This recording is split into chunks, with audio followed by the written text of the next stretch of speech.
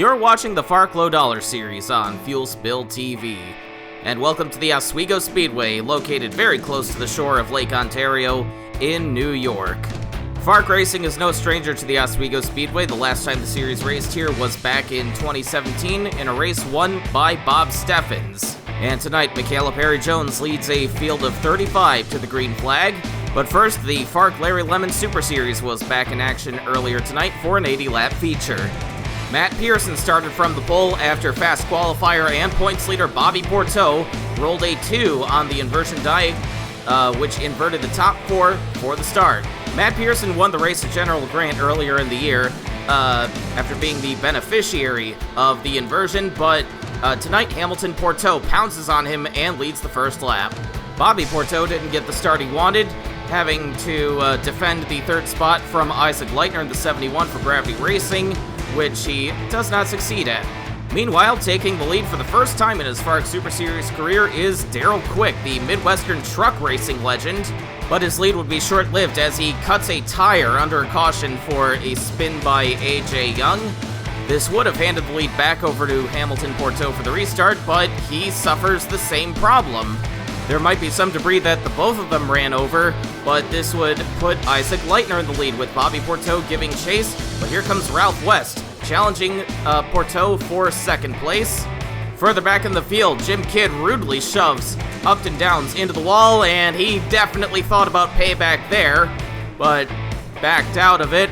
These two were racing for 16th place, and now Upton Downs loses the spot to Kidd and Samantha Mason. New Yorker Frank Azaretto takes over the third spot, but runs into the back of the lapped car of Neil Miller, but that goes wrong very quickly, and Frank Azaretto now finds himself out of the race. Neil Miller then causes headaches for Isaac Leitner, and that was almost a big wreck, as Ralph West shoves Leitner and Miller out of the way to take the lead for himself, coming back to another yellow. Alex Constantine in the P1 is having his best run ever tonight, until he puts himself into the wall and into the path of Jason Bates and Tim Burkhalter. Constantine was running 8th at the time and was as high as 5th earlier in the race, but now he has nothing to show for it. Darrell Quick fought his way back to 16th, still on the lead lap, but he must have made the racing gods mad because now he suffers another problem and has to come back into the pits. Back up front, Isaac Leitner wants the lead back, and he finally gets a shot at it as Ralph West runs wide and ends up behind the 11 of Tim Burkhalter. Isaac Leitner pulls away with just under 20 to go as Burkhalter struggles to get out of Ralph West's way. Leitner opens up the gap, but Monica Rook washes up into Bryant Carroll and goes flipping down turn 4 right in front of the leaders. Ralph West narrowly avoids the 25 car. Monica Rook is going to drive away, but she will go straight into the pits and out of the race. And as if Darrell Quick's day couldn't get any worse, he gets himself turned around by Taylor Brillin right after the restart. These cautions have allowed West to close the gap to Isaac Leitner, but he's running out of time to make it happen. We get a 2-lap shootout after Darrell Quick's spin, and West gets to the inside of the 71, coming to the white flag, neck and neck, coming out of turn 2. Leitner making the outside work fairly well, but Ralph West has the advantage going into 3, poking his nose ahead of the 71, but there's a wreck in front of the leaders. Ralph West hits the brakes and gives Isaac Leitner the win. A costly mistake by Ralph West gives Isaac Leitner his second win of the year as we now approach the scene of the wreck. Damian Joslin, the 74, has some kind of problem and hooks Melanie Menendez into the wall, coming to the line. Jason Bates and Taylor Brillin are also involved in this small pileup right at the start-finish line. The leaders are going to see this as they come to the checkered flag. Ralph West hits the brakes seemingly by instinct, but Leitner keeps his foot in it. Ralph West has to be kicking himself for doing what would be the right thing on any other lap but the last lap. Meanwhile, Bobby Porteau would hang on to 5th place and leave with a 16-point lead over Taylor Brillin. That finish was a tough act to follow for the FARC Low Dollar Series, but let's see what happens as Michaela Perry-Jones leads Jeffer Jackson to the green flag. And it's a good start for MPJ as Jackson struggles to get going and then swings wide in turn 2. Opening up the door for Noah Dalitz in the 63. This is his 3rd top 5 start of the year. But this first lap is going to belong to the 93. But on lap 3, Todd Stater gets hit from behind by Rip Tyler, and both cars end up in the wall. These were the second and third place finishers at Texas last week. So much for that momentum coming into tonight's race as they exit early. And now it's trouble for Michaela Perry-Jones as the suspension collapses on that 93 car, taking her out and leaving her vulnerable to her points rivals Taylor Matthews and Hunter Blaze. Jeffrey Jackson was able to hang on to second place in the opening laps, and now he leads for the first time this season. It's kind of surprising they haven't led yet because that 05 team has been very competitive in their limited schedule. As Jackson pulls away, Noah Dalitz is struggling to defend second place from Mark in the 03 and almost gets wrecked because of it.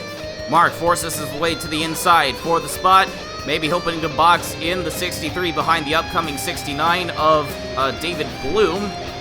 Mark secures the spot, and Dalitz falls all the way back to 7th and seems to be getting a bit frustrated as he puts himself up into the wall.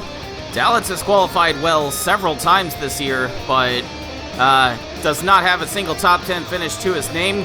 And the only time he came across the line in a good spot, he was disqualified, but there's trouble for Maro Adachi now heading into turn 3. The Texas winner spins off of the nose of the 46 car, gathers it back up only to be hit by the 42 of Billy Ray Smith-Thompson, and Skeeter Farnsworth piles into the wall with him. So it seems if you finish well at Texas, you're not going to have a good time tonight. And now after the restart, Rick Forrest gets turned around by Durane Ridman, bouncing up into Danica Holifield. Holifield goes out of the race, but Rick Forrest will continue on. Under that caution, the entire field made their pit stops except for a select few. Hunter Blaze stays out and takes the lead with Taylor Matthews and Patrick Ashcroft behind him. Mark would leapfrog Jeffrey Jackson and take the lead among the cars that did pit. And Jeffrey Jackson now gets into some trouble at the hands of Sergei Yakovsky, getting turned right in front of traffic. That's a big hit for Nicholas Radcliff and Daniel Bouchard. But Jeffrey Jackson will soldier on despite having the most hits of everyone in that wreck. The remaining holdouts would finally pit, and this puts Mark in the lead with Grant Carsons up second now and Anthony Griffith in third. And Mark makes quick work of the field, pulling away to several car lengths. Noah Dalitz is back up to 6 but runs turn 4 wide. So does his teammate Carrie Fenton, and she turns him around on the front stretch. Durane Ridman gets into the wall, and Noah Dalitz almost ends up on his roof at the hands of Silas White. That's going to take White and Ridman out of the race, but the M&J cars keep going. And apparently, Noah Dalitz was summoned to race control for some very concerning radio chatter directed towards Carrie Fenton.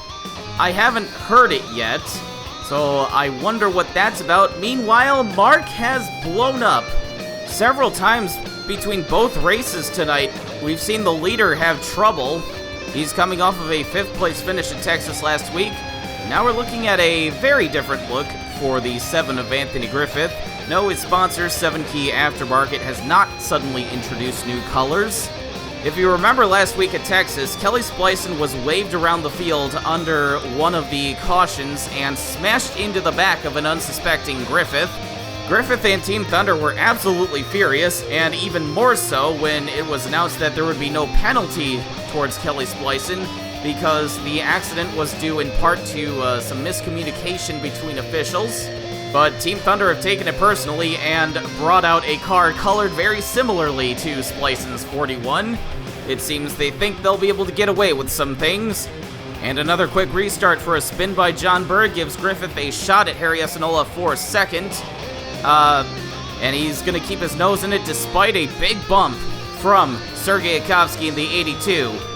Griffith inches ahead of Enola coming into turn 3 and secures the spot. Enola washes up in turn 4 and loses several car lengths on Griffith. But Yakovsky gets a sudden burst of speed, takes second for himself, and almost takes out Grant Carsons. That would have been a big accident if he had turned him into that inside wall. But Yakovsky gets shoved back up the track, and Griffith now has a shot at the 82 as Carsons gets stuck behind the 72 of Bobby Dwyer. And now Yakovsky gets boxed in behind the 72. That's going to hand the spot over to Griffith. Enola now gets around Yakovsky for third as Griffith takes the lead from Grant Carsons. Just a couple laps shy of halfway through this 150-lap race, Anthony Griffith is hoping to secure his first FARC win in several years. Meanwhile, Hunter Blaze, third in the standings, has moved into third place on track, slipping through all the craziness. He's faring much better right now than his main points rival, second place Taylor Matthews, who's been struggling all night, hasn't been able to sniff the top 10 anywhere, and has just been passed for 12th by the hoodless Meghan Gallagher.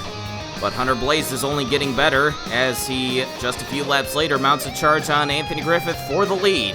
And now moving into third place is Griffith's best friend, Kelly Splison. She qualified all the way down in 23rd, but the team worked on it, and she's only been moving forward since the drop of the green flag. But now there's a wreck in front of the leaders. Hunter Blaze smashes into Bobby Dwyer as well as Anthony Griffith and Kelly Splison. That's the top three who have just been involved in an accident between a couple of back markers. Hunter Blaze makes for the pits immediately, and it's a mechanical failure, catching Mason Yokoyama by surprise, and Bobby Dwyer runs into the back of him, and that couldn't have been timed any worse for the leaders. Yokoyama's going to get the car back on track. Meanwhile, Anthony Griffith and Kelly Splison opt to stay on the track and hope for the best after being involved in that. Griffith got a great restart. It looked like Kelly Splison's damage was too much for her to overcome, but here she comes in a hurry.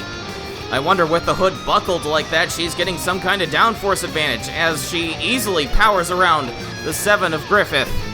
Oh, and that little bobble going into 3 is going to hurt him even more. Splison starts to pull away, but we'd be soon under the caution again as Maro Adachi gets into the 54 of John Burr for the second time tonight.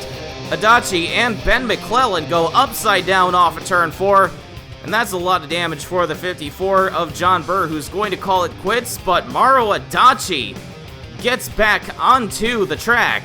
Now that's the never give up attitude we've come to expect from Walker, Texas Racing. I remember last year, Mark Thompson flipped that car over at 7077 Speedway. In one of the great stories of 2019, they got that car patched together, and Thompson drove it back into the top 5. I don't think they have that expectation tonight, but it's still great to see Adachi getting back onto the track after flipping that car over, and Sergei Kovsky gets around Anthony Griffith for a second, going 3 wide with the lapped car of Noah Dalitz. A pretty daring move is going to pay off for him as he now sets his sights on Kelly Splison. Now, with so much of the field having gone out of the race at this point, it's been paying dividends to just keep the car clean. Emmett Newton is up to 6th place in the number 23 for Quinnipiac Motorsports, based right here in New England. That's the kind of performance they would like to see in their home territory. Same goes for Tony Long, who is in 11th place, just knocking on the door of the top 10 for SWH Racing. They've been through so much in the past few weeks, with Max Holifield suffering serious injuries in the FARC Super Series. And with so much misfortune happening through the field, it's surprising to see that it hasn't bitten Mike Malone so much. He's also having a great night. He's up to 4th, challenging Anthony Griffith for 3rd. Griffith has really been struggling after that wreck, and the 46 gets into the back of him and is forced to swing around the outside. And as they get hung up behind the 71 of Hunter Blaze, that opens up the door for their competition. Here comes Grant Carsons with a move for 4th place. Harry Asinola and Emma Newton looking on. There goes Asinola taking advantage of the 46, who's still stuck behind that 71 car. Nobody is letting him into that inside line to get past him. And right as he was knocking on the door of the top 5, misfortune strikes Mike Malone again, sending him all the way back to 7th. Meanwhile, Kelly Splison has absolutely rocketed away from the field in this last run. After such a poor qualifying run, I'm sure nobody expected me to say Kelly Splison takes her 2nd win of the year.